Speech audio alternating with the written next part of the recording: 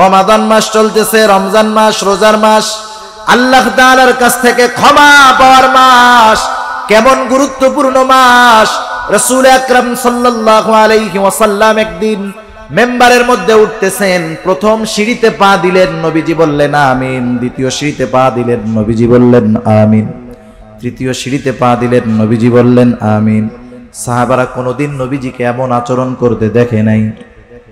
Member থেকে নামার পরে জিজ্ঞাসা করা হলো, ইয়া রাসূলুল্লাহ, আপনি সিঁড়িতে ওঠার সময় পরপর 3 বার আমিন বললেন, কারণ কি?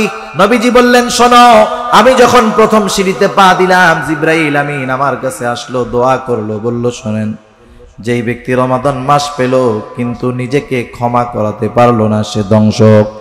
আমি বলেছি আমিন। 2 নাম্বার, যেই ব্যক্তি মাতা পিতা উভয়কে অথবা দুজনের একজনকে পেল কিন্তু তাদের সন্তুষ্টি কামনার মাধ্যমে জান্নাত অর্জন করতে পারলো না, সে ধ্বংস হোক। আমি বলেছি আমিন। তৃতীয়ত, সে দোয়া করেছে, আপনার নাম শুনে যারা দুরূদ পড়লো না তারা ধ্বংস হোক। আমি বলেছি আমিন।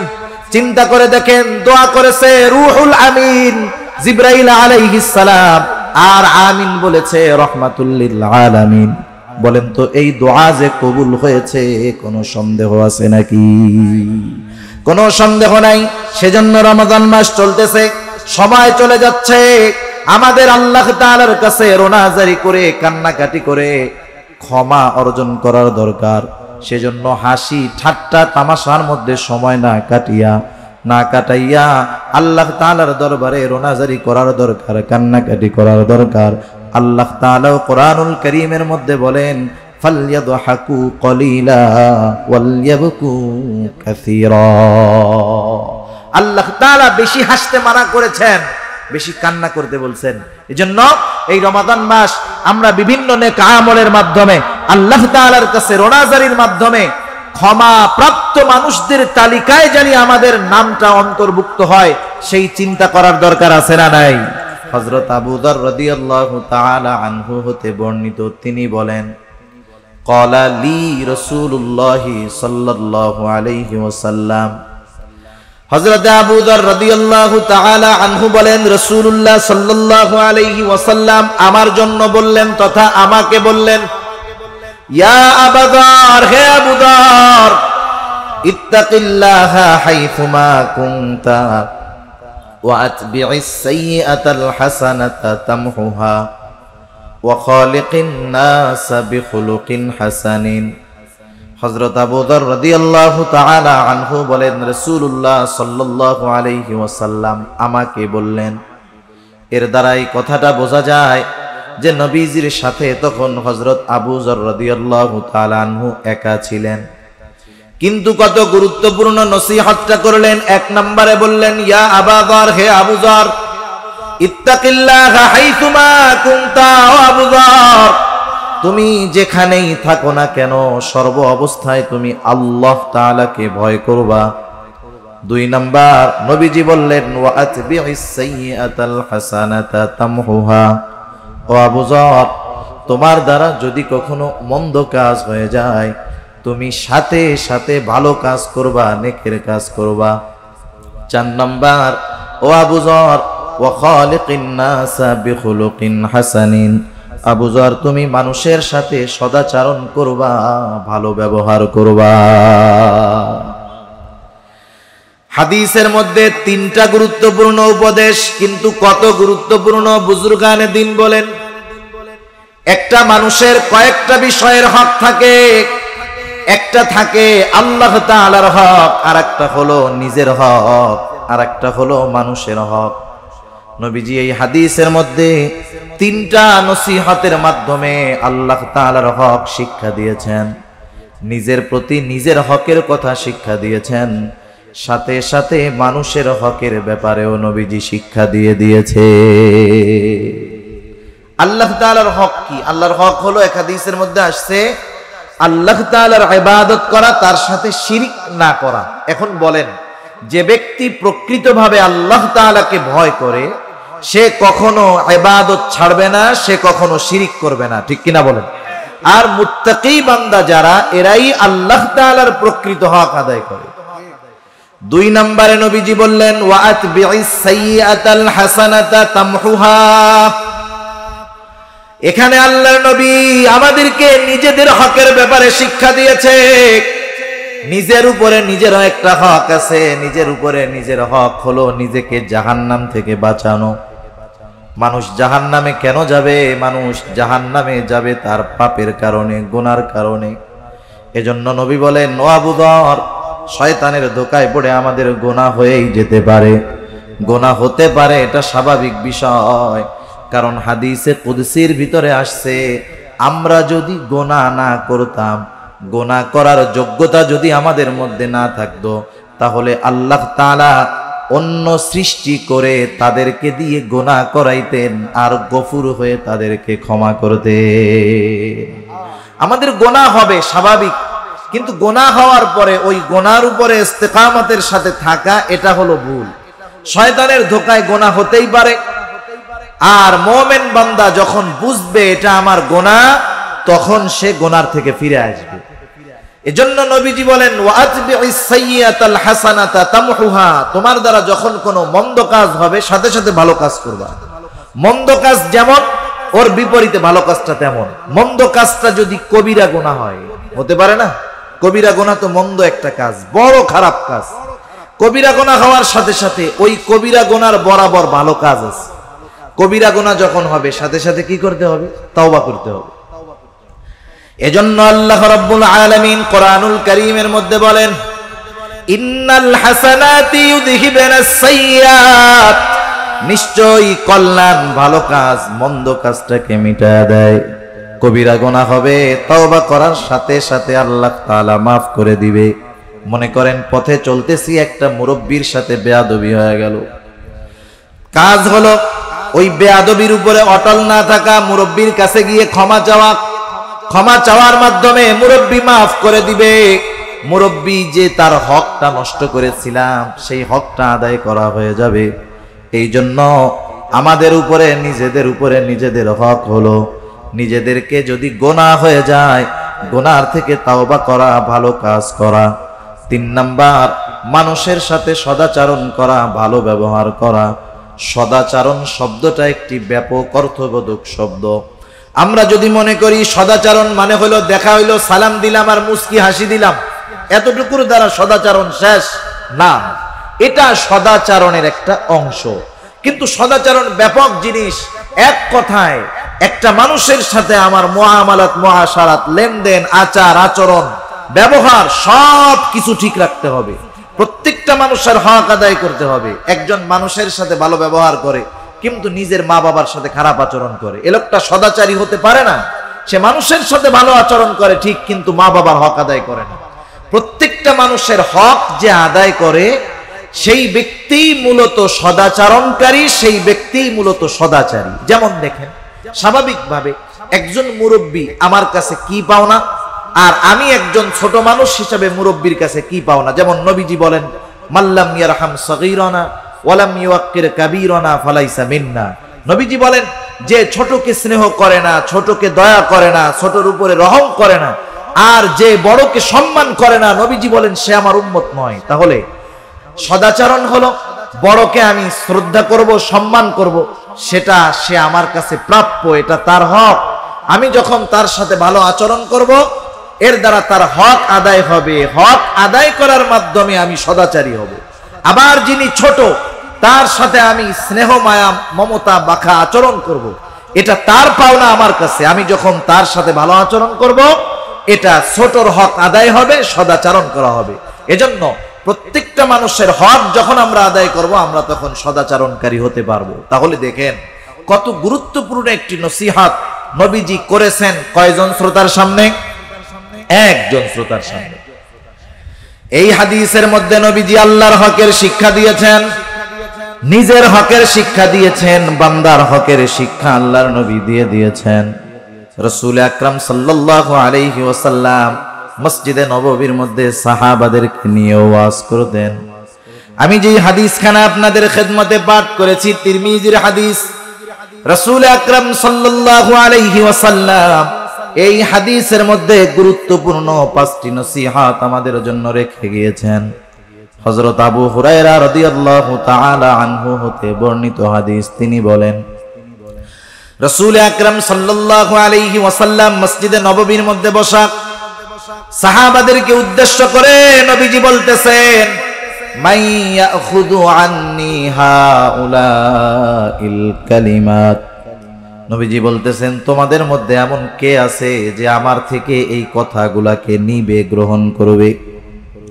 তবে শর্ত হলো ফায়ামালু বিহিন, কথাগুলোর উপরে আমল করতে হবে। শুধু তাই নয়, আও ইউআল্লিমু মান ইয়ামালু বিহিন, আর যে আমল করতে চায় তাকে কথাটা শিখায়া দিতে হবে। নিজে কথাগুলোর উপরে আমল করবে, অন্য কেউ যদি আমল করতে চায় তাকেও কথাগুলো শিখায়া দিবে।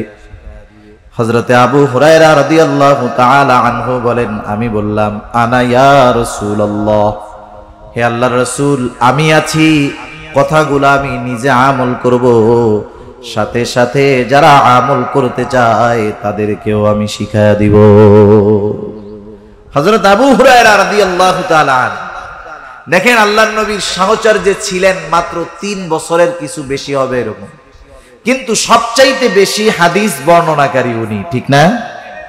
একটু আগে হযরত আমার আগে যে বিষয় আলোচনা করতেছিলেন সুহবতের ব্যাপারে, নবীজির সাথে তো আরো অনেকে ছিলেন, কিন্তু আবু হুরায়রা রাদিয়াল্লাহু তাআলা আনহু চম্বুকের মতো লাগাছিল নবীজির সাথে, চম্বুকের মতো, যার কারণে সর্বাধিক হাদিস বর্ণনাকারী হযরতে আবু হুরায়রা রাদিয়াল্লাহু তাআলা আনহু। সেজন্য সুহবতের বড় দাম। আমরা বুজুর্গানে দিন আহলে হক ওলামায়ে কেরামের সাথে সম্পর্ক রাখবো, থাকবো। আমরা অনেক সময় মনে করি সুহবত মনে হয় পীর সাহেব হুজুর আসলে তার সাথেই থাকতে হবে, শুধু তা না, বিষয়টা এমন না। আপনার মসজিদের ইমাম যিনি, আপনি যার পিছনে নামাজ পড়েন তিনি মুত্তাকি মানুষ না? আপনি নাইলে সবচাইতে বড় ইবাদত তার দ্বারা সম্পাদন করতেছেন, তার পেছনে আদায় করতেছেন। সেজন্য আপনার মসজিদের ইমামের সাহচর্য আপনাকে গ্রহণ করতে হবে, তার সাথে সম্পর্ক ভালো থাকতে হবে। তাহলে কি হবে? ইমামের যেই চিন্তাধারা, মন মানসিকতা, একটা সময় আমি আপনি যখন তার সাথে থাকবো, তার চিন্তাধারা, তার ইখলাস আমার আপনার মধ্যে প্রবেশ করবে, ঠিক কিনা বলেন? হযরত আবু হুরায়রা রাদিয়াল্লাহু তাআলা আনহু দাঁড়ায় গেলেন, বললেন, কুলতু আনা ইয়া রাসূলুল্লাহ, আল্লাহর রাসূল আমি আছি, আমি নিজে কথাগুলা শিখবো, নিজে আমল করব, এবং যারা শিখতে চায় আমি তাদেরকেও শিখায়া দিব। হযরতে আবু হুরায়রা রাদিয়াল্লাহু তাআলা আনহু বলেন, ফাখাযা বিয়াদি ফাআদ্দা খামসা, রাসূল সাল্লাল্লাহু আলাইহি ওয়াসাল্লাম আমার হাতটাকে চেপে ধরলেন। মানুষ কখন আরেকজনের হাত চেপে ধরবে? আপনি যদি একজন অপরিচিত মানুষ, আপনি যদি তার হাত চাইপা ধরেন, গায়ে হাত দেন, সে মাইন্ড করবে, মনে মনে খারাপ মনে করবে। অনেক সময় দেখবেন দুই বন্ধু একসাথে পথ চলতেছে, ঘনিষ্ঠ মানুষ, কাছের মানুষ, হঠাৎ করে গুরুত্বপূর্ণ কথা বলবে, কি করে? এরকম হাতটা চাইপা ধরে, ঠিক না? যে আমার দিকে শুনে, এটা কেন করে? মোহাব্বতের কারণে করে, গুরুত্ব বোঝানোর জন্য করে, যেন আমার কথাটা বেশি গুরুত্ব দিয়ে শুনে। হযরত আবু হুরায়রা রাদিয়াল্লাহু তাআলা আনহু বলেন, ফাখাযা বিয়াদি ফাআদ্দা খামসা, নবীজি আমার হাতটাকে চেপে ধরলেন, গুনে গুনে 5টা নসিহত নবীজি করলেন। কয়টা নসিহত? এত গুরুত্বপূর্ণ এই নসিহতগুলা, নবীজি এই নসিহতগুলার মধ্যে কত গুরুত্বপূর্ণ বিষয় রেখেছেন ইনশাআল্লাহ আমরা জানবো। হযরত আবু হুরায়রা রাদিয়াল্লাহু তাআলা আনহু বলেন, ক্বালা রাসূলুল্লাহ সাল্লাল্লাহু আলাইহি ওয়াসাল্লাম, রাসূল সাল্লাল্লাহু আলাইহি ওয়াসাল্লাম বললেন, 1 নাম্বার নসিহত, ইত্তাকিল মাহারিমা তাকুন আ'বাদান নাস। দেখুন, আমরা সবাই কিন্তু আবেদ হতে চাই, আমরা প্রত্যেকেই চাই আবেদ হতে, কিন্তু মূল আবেদকে সেটার পরিচয় জানা নাই। আমরা আবেদ বলতে বুঝি যে নামাজ 5 ওয়াক্ত তো যথাযথভাবে পড়েই, তাহাজ্জুদ, আওয়াবিন, ইশরাক সব কিছু পড়ে, কোনো নফল আমল ছাড়ে না, সেই লোকটাই মনে হয় সবচাইতে বড় আবেদ। বিষয়টা কিন্তু এটা না। যারা এটা করে তারা তো ভালোর উপরে ভালো, নূরুন আলা নূর। কিন্তু যেই মানুষগুলা ইবাদত কম করে তারাও আবেদ হতে পারে। আমরা অনেক সময় মনে করি সফলতার জন্য অনেক ইবাদত প্রয়োজন, না, সফলতার জন্য ভেজাল মুক্ত ইখলাসওয়ালা ইবাদত প্রয়োজন, ঠিক কিনা বলেন? মুসনাদে আহমদের একটা হাদিস শোনাই আপনাদের। একাধিকবার হাদিসটা আসছে। রাসূল আকরাম সাল্লাল্লাহু আলাইহি ওয়াসাল্লাম একদিন ফজরের নামাজের পূর্ব মুহূর্তে সাহাবাদেরকে নিয়ে মসজিদের মধ্যে বসা। নবীজি হঠাৎ করে বলতেছেন, এখন যেই ব্যক্তি দরজা দিয়ে প্রবেশ করবে সে জান্নাতি। এই ঘোষণা দেওয়ার সাথে সাথে সব সাহাবীর নজর চলে গেল দরজার দিকে। কোন সে সৌভাগ্যবান ব্যক্তি এখন দরজা দিয়ে ঢুকবে? সবাই তাকায় দেখলো, একটা লোক ঢুকলো, তার দাড়ি বেয়ে তার অজুর পানি পড়তেছে, বাম হাতের মধ্যে জুতা। লোকটা মসজিদের মধ্যে প্রবেশ করলো। প্রথম দিন গেল। দ্বিতীয় দিন আবার ফজরের নামাজের পূর্বে নবীজি বলতেছেন, শোনো, এখন যেই ব্যক্তি দরজা দিয়ে ঢুকবে সে জান্নাতি। সবাই আবার দরজার দিকে তাকিয়ে দেখে গতদিন যেই ব্যক্তি প্রবেশ করেছিল, গতদিন যেই অবস্থা ছিল আজকেও তার সেই অবস্থা। তার মানে দাড়ি দিয়ে পানি ঝরতেছে, বাম হাতের মধ্যে তার জুতা। 2 দিন চলে গেল। তৃতীয় দিন আবার নবীজি বলতেছেন, শোনো, এখন যেই ব্যক্তি দরজা দিয়ে ঢুকবে সে জান্নাতি। সবার নজর দরজার দিক। তৃতীয় দিনও তাকায় দেখলো গত 2 দিন যেই ব্যক্তি ঢুকেছে আজকেও সে। দাড়ি দিয়ে অজুর পানি পড়তেছে, বাম হাতের মধ্যে তার জুতা। বলেন তো, একটা ব্যক্তির ব্যাপারে পরপর 3 দিন নবীজি যেই ঘোষণা দিলেন যে সে জান্নাতি, ওই লোকটা যে জান্নাতি এ ব্যাপারে কোনো সন্দেহ আছে নাকি? কোনো সন্দেহ নেই। এক হাদিসের মধ্যে লোকটার নাম আসছে, আর এক হাদিসের মধ্যে আসে নাই। যে হাদিসের মধ্যে আসছে বোঝা যায় যে উনি হযরতে সাদ রাদিয়াল্লাহু তাআলা। পরপর 3 দিন যখন ওনার ব্যাপারে এমন ঘোষণা, সাহাবাদের মধ্যে একজন সাহাবী, তার নাম হলো আব্দুল্লাহ ইবনে আমর ইবনুল আস রাদিয়াল্লাহু তাআলা আনহু। হযরতে আব্দুল্লাহ ইবনে আমর ইবনুল আস রাদিয়াল্লাহু তাআলা আনহু চিন্তা করতেছেন, নবীজি ওই লোকটার ব্যাপারে পরপর 3 দিন জান্নাতের সুসংবাদ দিল।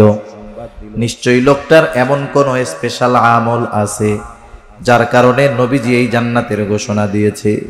কিন্তু স্পেশাল আমলটা জানা যাবে কেমনে?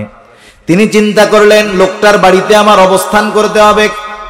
হযরতে আব্দুল্লাহ ইবনে আমর ইবনুল আস লোকটাকে গিয়ে বলল, ভাই, আমি 3টা দিন তোমার বাড়িতে মেহমান হতে চাই, সারা দিন থাকবো না, শুধু রাতে অবস্থান করতে চাই। কোনো সমস্যা আছে নাকি? উনি বললেন, না, কোনো সমস্যা নাই। আসলে ওনার তো মেহমান হিসাবে থাকা উদ্দেশ্য নয়, বরং উনি দেখতে চান এই লোকটা রাতের বেলায় কি আমল করে। স্বাভাবিক, মানুষ তার স্পেশাল আমলগুলা অধিকাংশ ক্ষেত্রে রাতের বেলায় করে। ভালো কাজ যারা করে তারাও স্পেশাল আমল রাতের বেলা করে। আবার মোটামুটি যারা মাশাআল্লাহ চুরি ডাকাতি করে, রাস্তায় গাড়ি ঠেক দেয়, এই আমল যারা করে তারাও মাশাআল্লাহ রাতের বেলায় করে, ঠিক না? এটা হলো ওদের স্পেশাল আমল। আর ভালো মানুষ, বুজুর্গ আহলুল্লাহ যারা, এদের স্পেশাল আমল রাতের বেলায়। আব্দুল্লাহ ইবনে আমর ইবনুল আস ওনার সাথে চলে গেলেন বাড়িতে। এশার নামাজ পড়লেন, দুজন একসাথে বাড়িতে গেলেন। ওনাকে থাকতে দেওয়া হলো এক ঘরে। উনি খেয়াল করতেছেন যে লোকটা কি করে। তিনি দেখলেন এশার নামাজ পড়ে উনি ঘরে ঢুকলো, ঘুমায় গেল। হযরতে আব্দুল্লাহ ইবনে আমর ইবনুল আস সারা রাত সজাগ, অপেক্ষমান, কখন ঘুম থেকে উঠবে আর স্পেশাল আমল করবে। উনি অপেক্ষা করতে করতে একটা সময় রাত শেষ হয়ে গেল, ফজরের আজান হয়ে গেল। ঘুম থেকে উঠে নাই। আজানের পরে ঘুম থেকে উঠলো, ওযু করলো, এরপরে মসজিদের দিকে সে চলে গেল। প্রথম রাত্রে কোনো আমল করতে দেখে নাই। উনি চিন্তা করলেন হয়তো কোনো কারণবশত একদিন মিস হতেই পারে। আবার দ্বিতীয় রাত উনি খেয়াল করলেন এশার নামাজ পড়ে লোকটা ঘরের মধ্যে ঢুকলো, ঘুমায় গেল। উনি সারা রাত সজাগ, অপেক্ষা করতেছেন এই বুঝি ঘুম থেকে উঠে। কিন্তু দেখতে দেখতে দাঁড়ায় থাকলো, সজাগ থাকলো, কিন্তু ওঠার নামে কোনো খবর নাই। ফজরের আজান দিল, তারপরে ঘুম থেকে উঠলো। উনি চিন্তা করলেন 2 দিন বাদ গেল। যেই লোকটা কোনো ধারাবাহিক আমল করে পরপর 3 দিন বাদ যেতে পারে না। তৃতীয় রাত এশার নামাজ পড়ে আবার দুইজন বাড়ির দিকে যায়। হযরতে আব্দুল্লাহ ইবনে আমর ইবনুল আস দেখলো আল্লাহর বান্দা এশার নামাজ পড়ে ঘুমায়, আর ফজরের আজান দিলে ঘুম থেকে উঠলো। এবার আর কৌতূহল চাপায় রাখতে পারে নাই। 3 দিন পরে বলতেছে, ও ভাই শোনো, আমি 3টা রাত তোমার বাড়িতে অবস্থান করেছি এই কারণে নয় যে আমার বাড়িতে থাকার সমস্যা, বরং তোমার বাড়িতে পরপর 3 দিন অবস্থান করার কারণ হলো আগে পরপর 3 দিন ফজরের নামাজের পূর্বে নবীজি আমাদেরকে বলেছে এখন যেই ব্যক্তি দরজা দিয়ে ঢুকবে সে জান্নাতি। আমরা পরপর 3 দিন দেখলাম নবীজির ঘোষণার পরে যেই লোকটা দরজা দিয়ে ঢুকলো সেই লোকটা হলা তুমি যে জান্নাতি কোনো সন্দেহ নাই। আমি তোমার বাড়িতে 3টা রাত অবস্থান করার কারণ হলো আমি দেখতে চেয়েছিলাম তুমি কোন স্পেশাল আমল করো, কিন্তু আমি 3টা রাত জাগ্রত থাকলাম, তোমাকে তো আমি কোনো আমল করতে দেখলাম না। 3 রাত্র জাগলাম, কোনো আমল করতে দেখলাম না, অথচ নবীজি তোমার ব্যাপারে বললো যে তুমি জান্নাতি বান্দা। হযরতে সাদ রাদিয়াল্লাহু তাআলা আনহু বলেন, শোনো ভাই, নবীজি আমার ব্যাপারে যেহেতু এমন বলেছেন আলহামদুলিল্লাহ, তবে তুমি যেই আশায় আমার বাড়িতে 3টা রাত জাগ্রত থেকেছো আমার এমন কোনো কিছু নাই। আমি ফরজ বিধানগুলা মানি, হারাম হালাল বেছে চলি, আর রাতের বেলা যখন ঘুমাতে যাই আমি সবাইকে মাফ করে দিয়ে ঘুমাতে চাই। অন্তরের মধ্যে কারো ব্যাপারে হিংসা বিদ্বেষ রাখি না। আমাকেও যারা কষ্ট দেয় তাদেরকে ক্ষমা করে আমি আমার অন্তরটাকে পরিষ্কার করে রাতের বেলা ঘুমাতে যাই। এতটুকু আমল আমার বেশি, এর চাইতে বেশি কিছু নয়। একটু চিন্তা করে দেখেন, আমরা তো যেই জামানায় বসবাস করি আমরা হলাম সমালোচনার ওস্তাদ। নিজের কি আছে এটা নাই, আর একজন কি করলো না করলো এ ব্যাপারে মাশাআল্লাহ আমরা খুব এক্সপার্ট, খুব ভালো পারি। একজন সাহাবী তার আমল এতটুকু, আমরা পারলে সমালোচনা করে বসতাম যে এতটুকু আমল করে সাহাবী হয় কেন। অনেক সময় আমাদের সমালোচনার ভাবটা হলো এইরকম যে দেখেন অনেক সময় আমি মাগরিবের নামাজের পরে 6 রাকাত আওয়াবিন পড়ি, কিন্তু আমার ইমাম পড়ে না, এই ব্যক্তি আল্লাহওয়ালা হয় কেন। আমরা মনে করি বুজুর্গ আল্লাহওয়ালা হওয়ার জন্য অতিরিক্ত নফল ইবাদত দরকার। হ্যাঁ দরকার, তবে কারো অন্তর যদি পরিষ্কার থাকে ওই লোকটা অল্প আমলের দ্বারা আল্লাহর ওলি হয়ে যেতে পারে, ঠিক কিনা বলেন? তা যাই হোক, যে কথার থেকে গেলাম যে সফল হওয়ার জন্য আবেদ হওয়ার জন্য অনেক ইবাদতের দরকার হয় এমনটা নয়। নবীজি সেজন্য বললেন ইত্তাকিল মাহারিমা তাকুন আবাদান নাস। ও আবু হুরায়রা, হারাম বিষয় থেকে নিষিদ্ধ বিষয় থেকে বাঁচো, তাহলে কি হবে? তাকুন আবাদান নাস, মানুষের মধ্যে তুমি সবচাইতে বড় আবেদ হয়ে যাবা। বিষয়টা দাঁড়াইলো কি? মূলত ইবাদত করে আবেদ হওয়া যায় না, গোনাহ ছাড়ে আবেদ হতে হয়। একজন মানুষ নামাজ পড়ে সব কিছু করে, কিন্তু সে গোনাহ করে, নিজে পর্দা করে না, ঘরে পর্দা নাই, এমন কিছু কাজ করে যেটা কোরআন সুন্নাহ বিরোধী, আল্লাহ বেজার হয়। এই লোকটা যত ইবাদত করুক না কেন, ও নিজেকে যত আবেদ মনে করুক না কেন, গোনাহ ছাড়তে পারে নাই, ও আবেদ হতে পারে নাই, ঠিক কিনা বলে? আরেকজন 5 ওয়াক্ত নামাজ পড়ে, কৃষি কাজ করে, হারাম হালাল বেঁচে চলে, আইল ঠেলে না, আরেকজনের হক নষ্ট করে না, আত্মীয় স্বজনের হক নষ্ট করে না, শরীয়তের উপরে চলার চেষ্টা করে। ওই কৃষক, ওই রিকশাওয়ালা, ওই ভ্যানওয়ালা, ওই দোকানদার ওই তাহাজ্জুদ গুজারির চাইতে উত্তম যে তাহাজ্জুদ পড়ে আর গুনাহ করে, ঠিক কিনা বলেন? সেজন্য নবীজি বললেন ইত্তাকিল মাহারিমা তাকুন আবাদান নাস, নিষিদ্ধ বিষয় থেকে বাঁচো, মানুষের মধ্যে সবচাইতে বড় আবেদ হয়ে যাবা। এজন্য আমরা স্বাভাবিক, আমাদের দেশের মানুষ অনেক টাকা পয়সার মালিক না, কেউ কৃষি কাজ করে, কেউ সিএনজি চালায়, অটো চালায়, কেউ ব্যবসা করে। ওরে ভাই, এই মানুষগুলারও আবেদ হওয়া কঠিন না। শুধু 5 ওয়াক্ত নামাজ যথাসময় আদায় করবে, হারাম হালাল বেঁচে চলবে, বান্দার হকের বিষয়গুলা খেয়াল রাখবে, গোনাহ ছাড়বে, ওই লোকটা অল্প আমলের দ্বারা বড় আবেদ হয়ে যাবে। রাসূল আকরাম সাল্লাল্লাহু আলাইহি ওয়াসাল্লামের থেকে বর্ণিত আল্লাহর নবী একটা প্রসিদ্ধ হাদিস আমাদেরকে জানায়া দিয়েছেন যে কিয়ামতের দিন আরশের ছায়ায় 7 শ্রেণীর মানুষ অবস্থান করবে। কয় শ্রেণীর মানুষ? 7 শ্রেণীর মানুষ। এর মধ্যে এক শ্রেণীর মানুষ হলো রাজুলুন কলবুহু মুআল্লাকুন ফিল মাসাজিদ। ওই ব্যক্তি যার অন্তর সর্বদা মসজিদের মধ্যে থাকতো, সে সব সময় থাকতো এমনটা নয়, বরং তার অন্তর সব সময় মসজিদে থাকতো। অন্তর সব সময় মসজিদে থাকতো, এটা কিভাবে সম্ভব? আপনাদের অনেকের আত্মীয় স্বজন সন্তান প্রবাসে আছে, বিদেশে আছে, অনেকে বাংলাদেশেই অনেক দূরে আছে। মনে করেন যখন সন্তানের সাথে আপনার ঈদের সময় কথা হয়, ভাইয়ের সাথে আপনার ঈদের সময় কথা হয়, ভাই সৌদি আছে, মালয়েশিয়া আছে, লন্ডন আছে, আমেরিকা আছে, কথা হইলে কি বলে যে দেখ আমি আসি আমেরিকা কিন্তু আমার মনটা পড়ে রয়েছে বাংলাদেশ, এরকম বলে কি বলে না?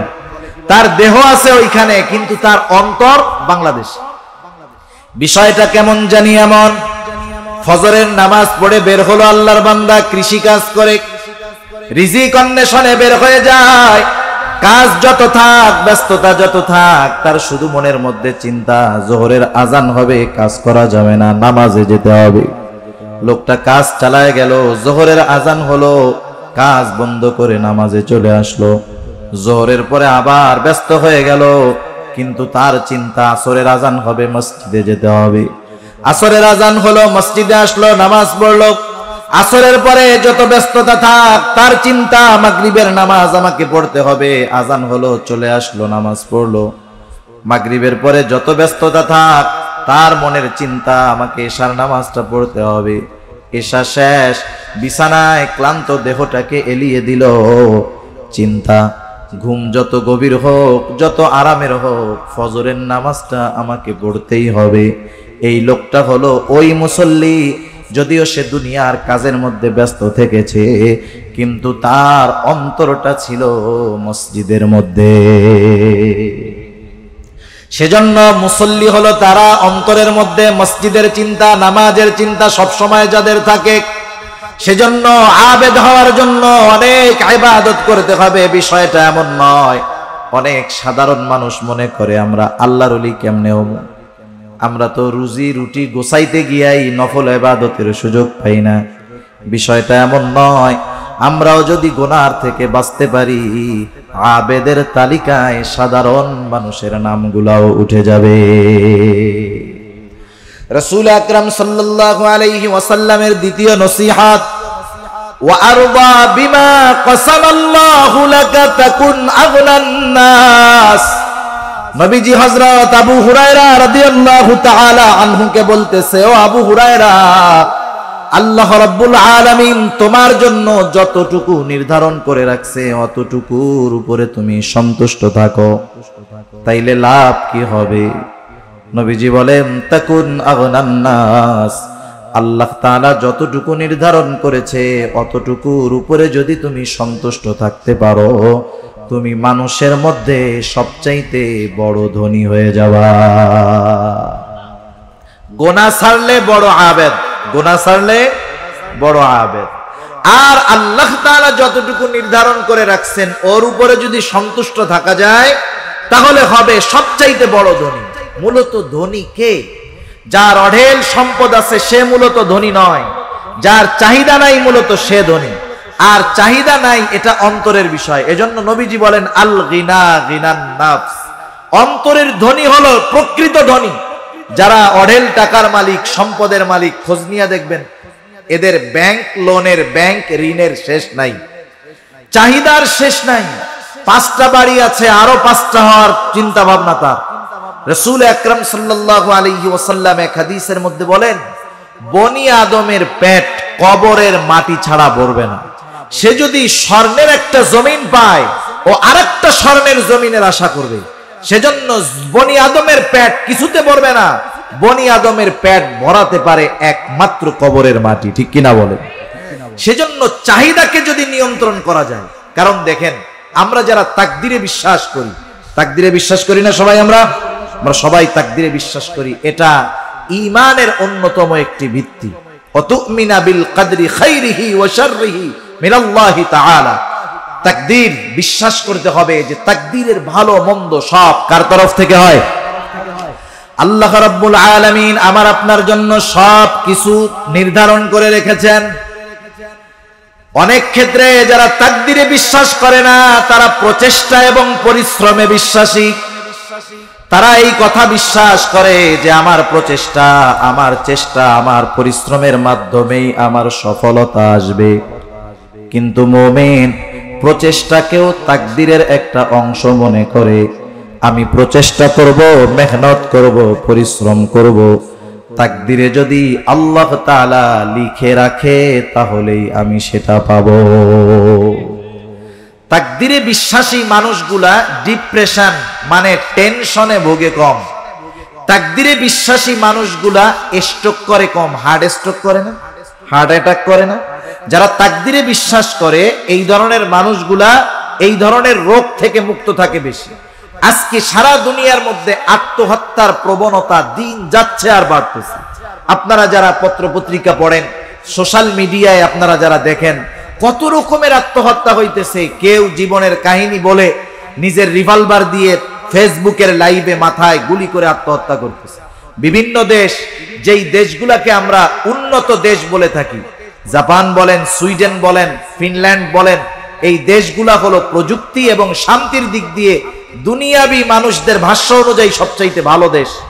জাপান প্রযুক্তির দেশ, সুইডেন কত ভালো দেশ। আমরা মনে করি ওই সব দেশে শান্তি। না না, ওই সব দেশগুলাতে আত্মহত্যার প্রবণতা বেশি।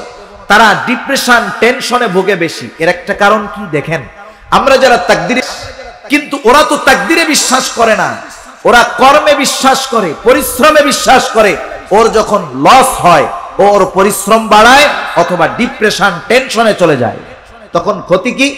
ওরা আত্মহত্যা করতে চায়। ইউরোপের অনেক দেশে সরকারিভাবে আত্মহত্যার বৈধতা আছে। একজন মানুষ আত্মহত্যা করতে চায়, মরতে চায়, সিস্টেম কি? সে প্রথম ওই দেশের প্রশাসন বরাবর আবেদন করবে যে আমি এই কারণে ডিপ্রেশনে ভুগতেছি, আমি আর দুনিয়াতে থাকতে চাই না, আমি মারা যেতে চাই, আমি সুইসাইড করতে চাই। কারণগুলা দেওয়ার পর সে উল্লেখ করবে যে কিভাবে মরতে চায়। সে কি ইলেকট্রিক শর্টে মরবে, নাকি গলায় দড়ি নিয়ে মরবে, নাকি ফায়ারিং স্কোয়াডে দাঁড়া করে তাকে ব্রাশ ফায়ার করে মারা হবে। সে অপশনে ঠিক করে যে আমি এইভাবে মরতে চাই। এরপরে সে আবেদনটা জমা দেয়। জমা দেওয়ার পরে প্রশাসন যদি মনে করে যে না, তার যথোপযুক্ত কারণ আছে, তাহলে তাকে তারা আত্মহত্যার ব্যবস্থা করে দেয়। এই প্রযুক্তি করতে গিয়ে গত বছর দেখলাম একটা মেশিন আবিষ্কার হলো, যেই মেশিনের মধ্যে দিয়ে যদি মানুষকে মারা হয় যন্ত্রণাবিহীন নাকি মৃত্যুবরণ করতে পারে। এটা আপনারা অনেকে হয়তো জেনে থাকবেন। একটা মেশিন আবিষ্কার হয়েছে, ওই মেশিনের মধ্যে যদি কেউ মারা যায় যন্ত্রণা হয় না। আচ্ছা বলেন তো, ওই মেশিনে মরলে যন্ত্রণা হয় না, এই খবর যদি কোনো জীবিত ব্যক্তি দেয়, এটাকে বিশ্বাস করা যাবে? কমপক্ষে একজন মৃত ব্যক্তি দিতে হবে যে ওই মেশিনে মরছে। এমন কোন লোকটা সে, তাকে আমরা পাইলাম না যে ওই মেশিনে মইরা খবর দিল যে আমি মরছি, আমার কষ্ট হয় নাই। মনে রাখবেন, কেউ যদি এই কথা বিশ্বাস করে যে ওই মেশিনে মরলে কষ্ট হবে না, তার কোরআনের সাথে তার সাংঘর্ষিক হবে, ঈমান চলে যাবে। কারণ কি, আল্লাহ তাআলা কোরআনুল কারীমের মধ্যে সূরাতুল কাফ 26 নম্বর পারা, আল্লাহ রাব্বুল আলামিন বলেন ওয়াজাআত সাকরাতুল মাউতি বিল হক। আল্লাহ রাব্বুল আলামিন সাকারাতে মাউত, মৃত্যুর যন্ত্রণা যে হবে, আল্লাহ তাআলা এটা জানিয়ে দিয়েছেন, কোনো সন্দেহ নাই। শুধু তাই না, রাসূল আকরাম সাল্লাল্লাহু আলাইহি ওয়াসাল্লামের মৃত্যুকালীন ঘটনা হয়তো আপনারা জানেন। সেজন্য দেখেন রাসূল আকরাম সাল্লাল্লাহু আলাইহি ওয়াসাল্লাম পর্যন্ত বলেছেন, হ্যাঁ নিঃসন্দেহে মৃত্যু যন্ত্রণা বড় কষ্টের, সেজন্য মৃত্যুর যন্ত্রণা হবে, কোনো সন্দেহ নাই। যে কথার থেকে গেলাম, ওই মানুষগুলা ডিপ্রেশনে ভুগে আত্মহত্যা করতে যায়, কারণ তাদের চাহিদা তারা মনে করে শুধু প্রচেষ্টার মাধ্যমে পূরণ হয়। কিন্তু আমরা তাকদীরে বিশ্বাস করি যে আমার চেষ্টা, আমার মেধা, আমার শ্রম আমাকে সফলতা দিতে পারে না, সফলতা দিতে পারে কে? আমার তাকদীরে যদি কল্যাণ থাকে কেউ ঠেকাতে পারবে না, আমার তাকদীরে যদি অকল্যাণ থাকে তাও কেউ ঠেকাতে পারবে না। এই জন্য চাহিদার লাগাম যদি আমি টেনে ধরতে পারি, যে আমার জন্য যতটুকু বরাদ্দ এটা আল্লাহ কর্তৃক, আমি যা খাই যা পাই, যেই বাড়ি আমার আছে এটা আমার আল্লাহ প্রদত্ত। এই বিশ্বাসটা যদি আমি অন্তরের মধ্যে আনতে পারি, আল্লাহ প্রদত্ত বিষয়ের উপরে যদি সন্তুষ্ট আমি থাকতে পারি, আমি মানুষের মধ্যে সবচাইতে বড় ধনী হয়ে যেতে পারবো। যার চাহিদা আছে সে কখনো ধনী হতে পারে না। যেই মানুষটা সর্ব অবস্থায় বলতে পারে আলহামদুলিল্লাহি আলা কুল্লি হাল, ওই লোকটাই প্রকৃত ধনী, ঠিক কিনা বলেন? এখন নিজের ধনী মনে করার সুযোগ কি? দুনিয়াবি কিছু সিস্টেম তো আছে। এক লোক খুব সুন্দর করে একতলা একটা বাড়ি বানাইছে, ভিতরে অনেক দামি দামি ডেকোরেশন, খুব সুন্দর মাশাআল্লাহ। একতলা বাড়ি তার কাছে মনে হয় ছোটখাটো একটা জান্নাতের মতো, এসি টেসি লাগাইয়া খুব বিলাসবহুল বাড়ি বানাইছে মাশাআল্লাহ। কয়দিন পরেই ওই লোকের ঘরের সাথে আর এক লোক 20 তলা বানাইছে। কয়তলা বানাইছে? এখন বলেন, একতলা বিল্ডিং এর ছাদের থেকে যদি 20 তলার দিকে তাকায়, ওর একতলা আর ভাল লাগবে না, ওইটারে পাবলিক টয়লেট মনে হবে, ঠিক না? এখন একতলা বিল্ডিং থেকে 20 তলা, তার মানে উপরের দিকে যখন তাকাইলো নিজেরটারে কিছুই মনে হয় না। এখন মনে করেন ওই লোকটা যদি নিচের দিকে তাকাইতো, একতলা বাড়িওয়ালা যদি টিনের ঘরওয়ালার দিকে তাকাইতো, মাটির ঘরওয়ালার দিকে তাকাইতো, তার ঘরটা তার কাছে জান্নাত মনে হতো। আবার টিনের ঘরওয়ালা যখন পাকা দেওয়ালওয়ালা বাড়িওয়ালার দিকে তাকায়, তার কষ্ট লাগে। কিন্তু এই টিনের ঘরওয়ালা যদি ঢাকা শহরের ফুটপাতে হাজারো মানুষ শুয়ে আছে, তাদের দিকে তাকাইতো যে আহারে, আমার তো মাথা গোজার মতো একটা জায়গা আছে, ঘর আছে, কিন্তু এই লোকগুলা রোদ নাই বৃষ্টি নাই এখানে শুয়ে আছে, তাইলে ওই টিনের ঘরটা তার কাছে জান্নাতের মতো মনে হতো। এটা দুনিয়ার সবকিছুর সিস্টেমটা এরকম। আজকে সমাজে অনেক পাপ আছে, কথায় তো কথা আসে, আশেপাশের অনেক কথাই মাথায় আসে, সব কথা বলার সুযোগও নাই, সময়ও নাই, কিছু কথা না বললেই নয়। আজকের সমাজে আমরা যেই গোনাগুলা, যেই পাপগুলা, কিছু পাপ আছে সামাজিক পাপ, কিছু পাপ আছে ব্যক্তিগত পাপ, কিছু পাপ আছে জাতীয় পাপ, কিছু পাপ আছে আন্তর্জাতিক পাপ। তো যাই হোক, দেখেন ব্যক্তিগত পাপ, সামাজিক পাপের মধ্যে একটা পাপ হলো পরকিয়া। আছে না এই জঘন্য পাপ সমাজে? এটা কেন হয়? অনেক ক্ষেত্রে সমাজের মধ্যে অনেক পাপের মধ্যে একটা পাপ, স্বামী স্ত্রীর মধ্যে সম্পর্ক ভালো নাই, এটা কেন হয়? এটার কারণ হলো দেখেন, ওই একতলা বাড়িওয়ালা, ওই সুন্দর বাড়িওয়ালাও যখন 20 তলার দিকে তাকায়, এই সুন্দর বাড়ি একতলাওয়ালার বাড়িটাও তখন তার কাছে খারাপ লাগে। নজর হলো এমন এক জিনিস, শয়তান যখন ঘরে স্ত্রী থাকার পরেও সে পরস্ত্রী, পর নারীর দিকে যখন নজর দেয়, ওই নারী যত খারাপ হোক না কেন দেখতে, শয়তান ওই পর নারীকে তার চোখে সুন্দরভাবে সাজায় দেয়। হাদিসের মধ্যে আসছে, যখন কোন নারী রাস্তায় বের হয়, বেপরদায় চলে, আল্লাহর নবী বলেন ইস্তাশরাফাহাশ শাইতান, মানুষের চোখে শয়তান তাকে সুন্দরী বানায় দেয়। সেজন্য নজর হেফাজতের মাধ্যমে পারিবারিক শান্তি পাওয়া যায়, নজর হেফাজতের মাধ্যমে গুনার থেকে বাঁচা যায়, নজর হেফাজতের মাধ্যমে নফসকে নিয়ন্ত্রণ করা যায়, ঠিক কিনা বলেন? এজন্য আমি আপনি যদি আমার আপনার নিচের মানুষগুলার দিকে তাকাই, যারা আমার আপনার চাইতে কষ্টে আছে, তাদের দিকে যদি তাকাই, তাহলে আমাকে ধনী মনে হবে। আর আল্লাহ তাআলা যেটা দিয়েছেন এটার উপরে যদি আমি সন্তুষ্ট থাকি, তাহলে আমার অন্তরের মধ্যে ধনাত্মতার ভাব আসবে। আর একটা জিনিস আমি মনে রাখবো, প্রত্যেকটা মানুষকে যতটুকু দেন আল্লাহ তাআলাই দেন। আর একটা কাজ আমাদের মধ্যে হয় হিংসা। হিংসা, আমার একতলা বাড়ি, আমার পাশের বাড়িওয়ালা 2 তলা করেছে, আমার মধ্যে হিংসা আসে। মনে রাখবেন, ওই 2 তলাওয়ালা বাড়ির মালিককে 2 তলা করার তৌফিক দিয়েছে কে? আল্লাহ তাআলা দিয়েছে। আমাকেও আল্লাহ তাআলা একতলা করার তৌফিক দিয়েছে। আমি যদি, আপনি কেন কান্না করেন? নবীজি তো আপনার ব্যাপারে এমন সুসংবাদ দিয়েছে, আপনি কেন কান্না করেন? হযরত ওসমান রাদিয়াল্লাহু তাআলা আনহু বলতেন, শোনো ভাই, নবীজি জান্নাতের সুসংবাদ দিয়েছেন ঠিক, কিন্তু এই কবরে আমার সাথে কেমন আচরণ করা হবে নবীজি এটা বলেন নাই। সেজন্য আমরা এখন রমাদান মাস চলতেছে, রমজান মাস, রোজার মাস, আল্লাহ তাআলার কাছ থেকে ক্ষমা পাওয়ার মাস। কেমন গুরুত্বপূর্ণ মাস! রাসূল আকরাম সাল্লাল্লাহু আলাইহি ওয়াসাল্লাম একদিন মেম্বারের মধ্যে উঠতেছেন, প্রথম সিঁড়িতে পা দিলেন, নবীজি বললেন আমিন। দ্বিতীয় সিঁড়িতে পা দিলেন, নবীজি বললেন আমিন। তৃতীয় সিঁড়িতে পা দিলেন, নবীজি বললেন আমিন। সাহাবারা কোনোদিন নবীজিকে এমন আচরণ করতে দেখে নাই। মেম্বার থেকে নামার পরে জিজ্ঞাসা করা হলো, ইয়া রাসূলুল্লাহ, আপনি সিঁড়িতে ওঠার সময় পরপর 3 বার আমিন বললেন, কারণ কি? নবীজি বললেন, শোনো, আমি যখন প্রথম সিঁড়িতে পা দিলাম, জিবরাইল আমিন আমার কাছে আসলো, দোয়া করলো, বলল, শোনেন, যেই ব্যক্তি রমাদান মাস পেল কিন্তু নিজেকে ক্ষমা করাতে পারলো না, সে ধ্বংসক। আমি বলেছি আমিন। 2 নাম্বার, যেই ব্যক্তি মাতা পিতা উভয়কে অথবা দুজনের একজনকে পেল কিন্তু তাদের সন্তুষ্টি কামনার মাধ্যমে জান্নাত অর্জন করতে পারলো না, সে ধ্বংস হোক। আমি বলেছি আমিন। তৃতীয়ত, সে দোয়া করেছে, আপনার নাম শুনে যারা দুরূদ পড়লো না তারা ধ্বংস হোক। আমি বলেছি আমিন। চিন্তা করে দেখেন, দোয়া করেছে রুহুল আমিন জিবরাইল আলাইহিস সালাম, আর আমিন বলেছে রহমাতুল লিল আলামিন। বলেন তো, এই দোয়া যে কবুল হয়েছে কোনো সন্দেহ আছে নাকি? কোনো সন্দেহ নাই।